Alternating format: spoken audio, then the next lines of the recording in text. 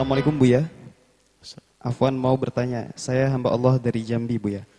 Saya sudah berumah tangga dengan suami selama 7 bulan.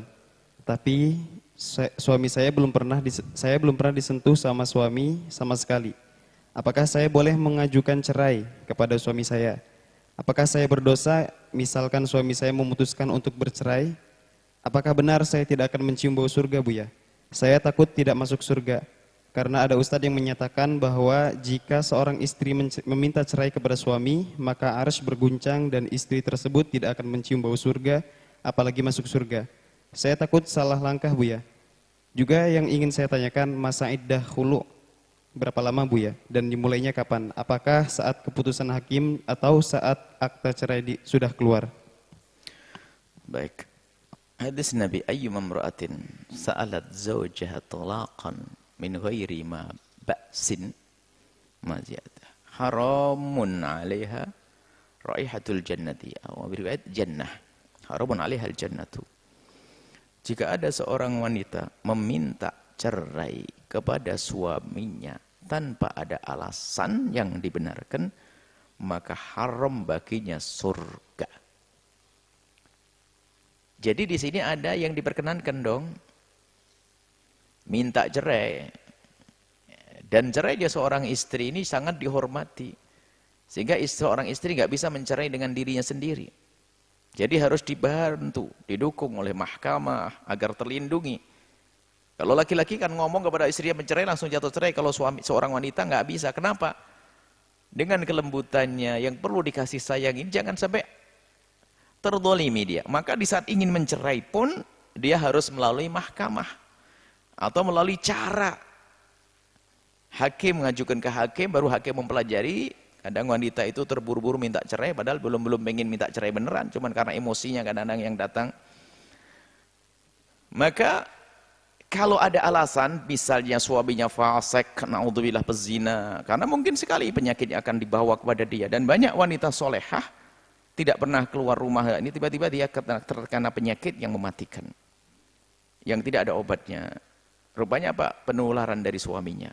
Subhanallah. Ayo. Karena wanita adalah wadah. Makanya waspada. Harus bersih di sini. Jangan sampai naudzubillah. Makanya yang gonta-ganti pasangan sangat mungkin sekali. Mau milih pasangan saja harus waspada kok. Baik, kemudian lihat. Jika ada seorang suami yang fasik, nggak mau sholat, mabuk, rizkinya haram, diingatkan nggak mau. Termasuk diantaranya, naudzubillah, hak pribadinya tidak terpenuhi, nggak diberi nafkah zahir, nggak beri nafkah batin. Nah ini sah. Kalau dia minta cerai tidak dosa, karena ada alasan. Ada alasan. Jangan suatu ketika ada kisah seorang laki-laki sering mukul istrinya, jahat sama istrinya, giliran istrinya minta cerai pakai dalil paling dibenci Allah itu ya minta cerai. Kamunya jahat begitu, kau yang dibenci oleh Allah yang jahat sama istri. Ada ini hujah-hujahnya. Santri biasanya itu santri yang nggak benar mondoknya itu. Jadi salah paham terus itu. Baik. Kemudian kalau memang ada alasan Anda sudah cukup 7 bulan. Ini aneh sekali, 7 bulan. Seminggu aja aneh kok 7 bulan. 7 bulan tidak disentuh. Apakah suami tidak menghendaki? Atau mungkin suami tidak bisa? Maka dalam hal ini Anda boleh diskusi dulu kepada suami kenapa dan kenapa.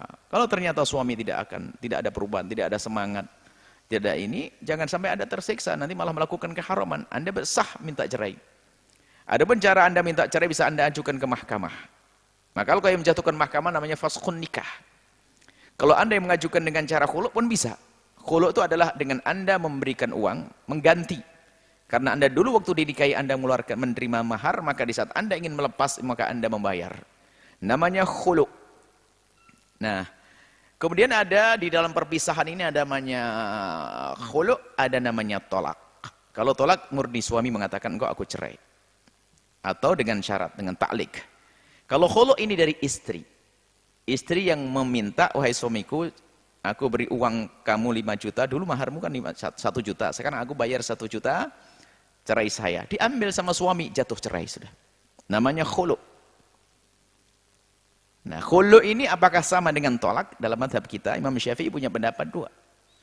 Mendapat qaul qadim itu qaul jadidnya ada dua qaul. Yang pertama yang mu'tamad adalah qaul yang baru adalah dianggap sebagai tolak.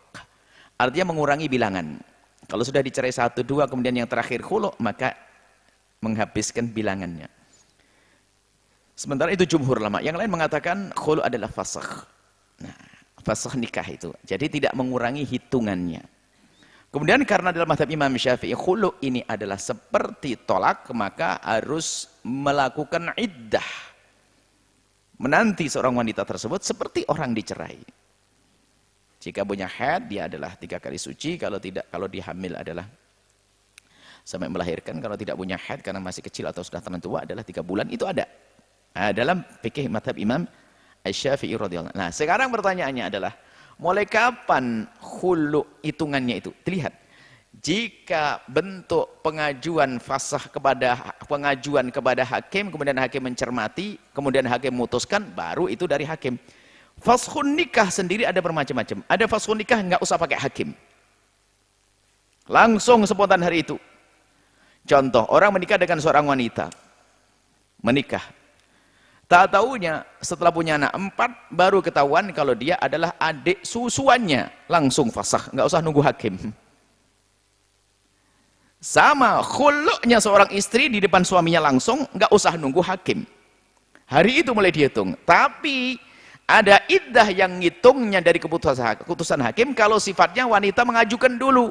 Hakim menimbang, baru nanti putuskan. Baru hari itu, saat itu adalah hitung iddahnya. Jadi bedakan. Ada yang iddahnya langsung hari itu dimulai. Suami mencerai, nggak usah nunggu surat cerai. Suami mencerai, jelas suami mencerai. Istri mengkhulu, langsung diambil uang oleh suami, langsung hari itu jatuh. Tapi kalau sifat yang ngajukan dari nol, dari awal, maka baru keputusan hakim nanti saat itulah dihitung. Cuman yang banyak terjadi hari ini, mengajukannya hanya sudah ngaju-ngajuan, bukan mengajukan sunnah. Kenapa? Karena cerainya sudah terjadi pada beberapa waktu yang lalu. Suaminya sudah mencerai 2 kali, 3 kali, akhirnya baru ngajukan ke mahkamah. Itu hanya ngaju-ngajuan saja, syarat-syaratan, bukan syarat sesungguhnya. Jadi hitungannya adalah waktu bercerainya. Yang sesungguhnya itulah dihitung masa iddahnya, bukan nunggu keputusan hakim. Bukan nunggu keputusan hakim. Cuman ada pembatalan nikah yang nunggu keputusan hakim. Contoh, iksar masalah nafkah. Atau aib. Biasanya yang ngajukan ini adalah kaum wanita. Kalau laki-laki tidak. Hampir tidak ditemukan laki-laki menemukan aib di istrinya lalu ngajukan ke mahkamah, nggak usah. Cukup dicerai saja, diam-diam biar nggak terungkap. Kalau aib. Tapi kalau seorang wanita menemukan suaminya impotensi, atau tidak memberikan nafkah dan sebagainya, maka wanita mengajukan ke mahkamah, maka di saat itulah hakim melihat betulkah laki-laki tidak beri nafkah, seperti apa. Kemudian masalah innahnya suruh mencoba, dinasihati dulu oleh hakim untuk berobat 1 tahun dan sebagainya. Kalau sudah nggak mau, nanti hakim memutuskan. Kalau yang ini nunggu keputusan hakim baru dihitung masa iddahnya. Tapi kalau yang tadi yang langsung terjadi, iddahnya dari hari itu. Seperti itu. Nah, untuk detailnya, siapapun yang punya masalah perceraian dan pernikahan, hendaknya harus duduk dengan ustadz, bukan dengan pertanyaan singkat lewat begitu, khawatir ada yang kurang, karena ini adalah masalah al-budu', masalah halal haram dalam urusan-urusan yang sangat luar biasa, yaitu pernikahan. Wallahu a'lam bishawab.